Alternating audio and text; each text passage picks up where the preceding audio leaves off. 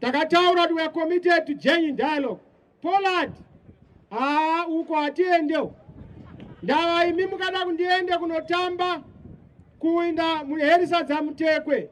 Pandinonyura ndamedzwa neNgwena, munozoti waitambire murwizi imomo. Rwizi runangwena harungopindwi, unokupwa usikazivi. Saka haiwa, takati tambai mega mchikupana ikoko. Kana mawirirana, then we can have a dialogue. Ini, neunenga abva kurwizi runengwena. Iyo Ngwena yacho tosangana. Indakamira paruware, Ngwena achibva murwizi, kuitira kundisamedzwa. Saka mukandiona ndichidai, there is a reason why we are doing that. Hatigoni kunoenda ine poison zone. Kana vati debate racho, dialogue racho rikone, harigare rakadaro. Ende ndakataura kuti inini handisi kuzomuvha chero vatungamiriri vamwe vakatengwa vakanzi uyai tipinde, ini semusoro wechitima ndoramba ndakamira matroko kana muripo.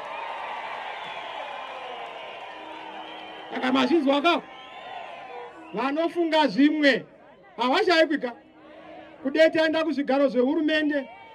Hatina kufomera musangano zvigaro, takafomera musangano ugaro. Hatina kufomera musangano kupiwa kudya kwedu asi kudya kwevazhinji. So hatisi kuzobvuma chinhu chisinga address the systemic structural issues dzaaffecta muZimbabwe muno, including nyaya yokuti vene roadmap kuma elections ari proper in future, including nyaya yokuti your vote must count, including nyaya yokuti vene trajectory ye national healing. Munyika muno vanhu vane maronda, vanhu vane misodzi. Gukurahundi ine misodzi inotyisa, ine mavanga anotyisa. Toda kuapodza murunyararo in peace.